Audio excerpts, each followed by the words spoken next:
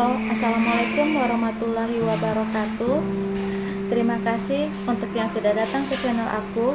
Kalau belum subscribe, tolong jangan lupa di subscribe, kemudian bunyikan lonceng, dan jangan lupa kasih like serta komentar biar aku makin semangat ya.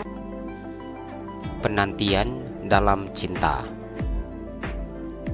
episode 109. Ternyata benar Amera. Selama beberapa bulan ini, Randi begitu sibuk untuk mengurus perusahaan cabang yang ada di Aceh. Julian dengan sengaja menugaskan pekerjaan itu kepada asisten pribadinya.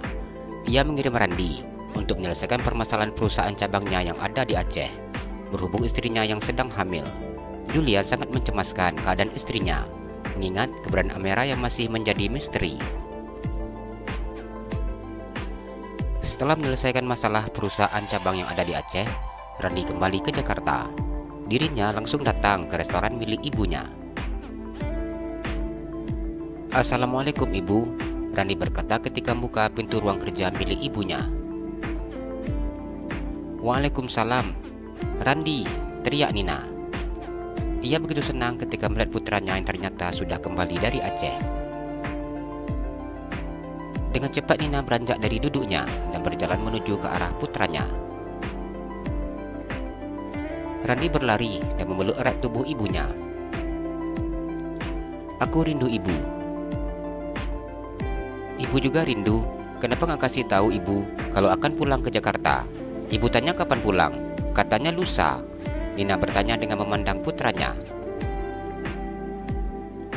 Sengaja, kejutan, Randi tertawa. Kejutannya tidak asik, Nina memandang kesal. "Hahaha, pergi lagi lah kalau gitu." Randi melepaskan pelukannya. "Ih, kok malah pergi?" Nina bertanya dengan sedikit tersenyum. "Masa sih Ibu gak senang lihat aku pulang? Kalau Ibu gak senang, aku balik lagi ke Aceh nih," jawab Randi. "Ibu gak bilang kalau Ibu tidak senang, tapi Ibu kaget. Ayo duduk, cerita dengan Ibu." Nina menarik tangan Randi untuk segera duduk di kursi sofa yang ada di ruangannya. Randi mengikuti ibunya dan kemudian duduk di kursi sofa berwarna coklat tua tersebut. "Aku belum makan, dan aku sengaja tidak makan biar bisa makan bersama dengan Ibu." Randi memandang ibunya. Dirinya begitu sangat rindu untuk makan siang bersama dengan ibunya. "Ibu tadi sudah makan. Nanti kalau makan lagi yang ada badan Ibu tambah besar." Nina tersenyum dan bercanda. Ia tidak pernah melakukan diet, namun bentuk tubuh dan berat badannya tetap sama seperti dulu.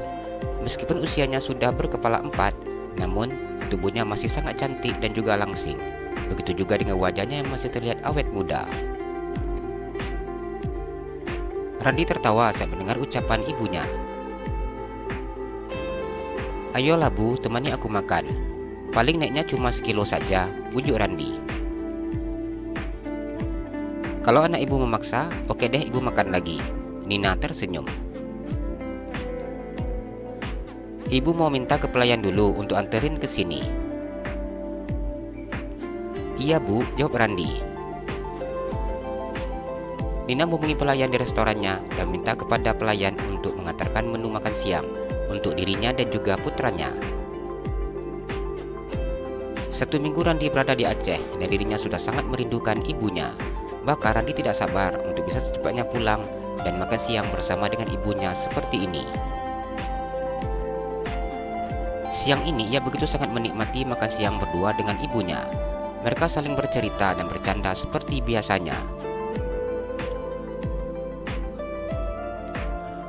Randi datang ke supermarket untuk mencari Airin. Randi masuk ke dalam supermarket tersebut. Matanya memandang meja kasir Airin yang kosong.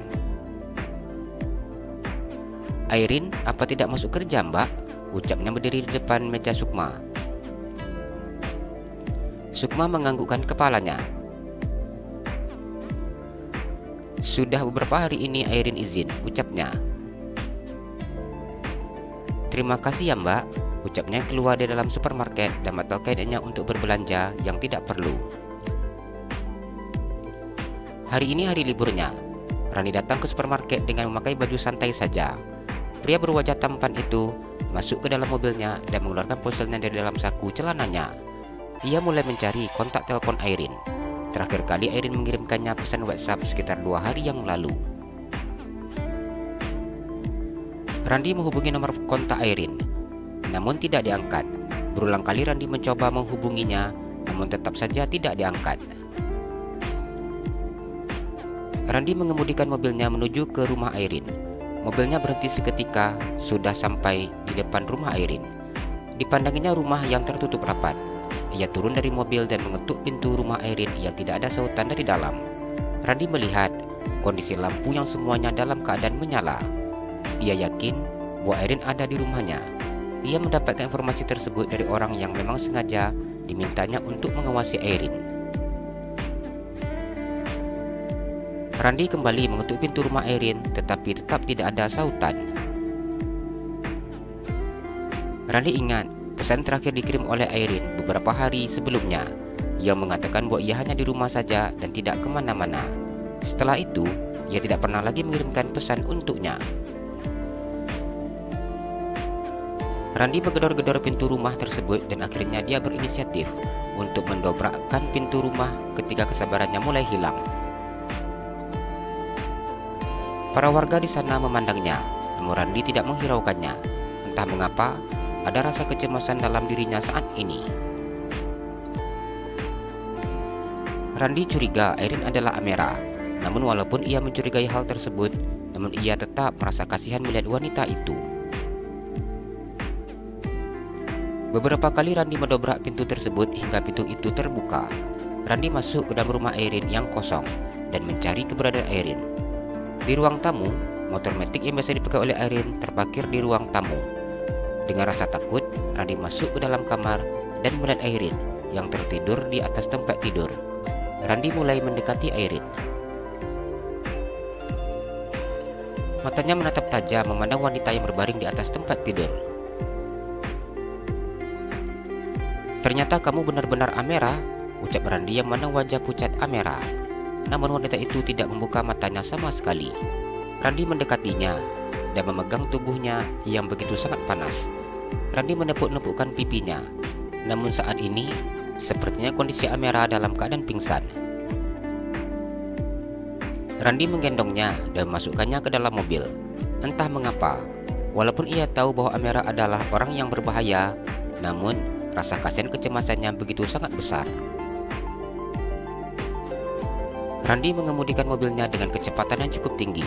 Klakson mobilnya tidak ada henti-hentinya berbunyi ketika ada mobil atau motor di depannya. Randi mencari rumah sakit terdekat. Mobilnya berhenti di depan sebuah rumah sakit. Ia langsung turun dari dalam mobil dan menggendong Amera masuk ke dalam rumah sakit tersebut. Perawat rumah sakit langsung mengarahkannya ke ruangan IGD yang berada di sampingnya. Randi masuk ke dalam ruangan tersebut dan meletakkan tubuh Amera ke atas tempat tidur pasien. Seorang dokter wanita berlari masuk ke ruangan IGD. Randi berdiri di depan pintu ruangan sambil menunggu dokter itu keluar. Ia sudah tidak sabar menunggu hasil pemeriksaan yang disampaikan oleh dokter.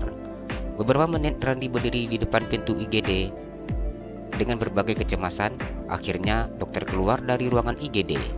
Randi langsung mengejar dokter tersebut. "Bagaimana, Dok?" tanyanya. "Kondisi pasien sudah sangat kritis. Pasien juga ternyata sudah koma selama 2 hari, ucap dokter wanita yang terlihat masih muda itu. Randi kaget saat mendengar ucapan dokter yang berdiri di depannya. "Lakukan tindakan secepatnya, Dok," ucap Randi. "Kita akan memindahkan pasien ke ruangan ICU. Untuk kondisi pasien lebih lanjutnya, kita akan melakukan cek labor terlebih dahulu," ucap dokter tersebut menjelaskan. "Lakukan yang terbaik," ucapnya. "Baik, Pak," ucap dokter itu kemudian pergi.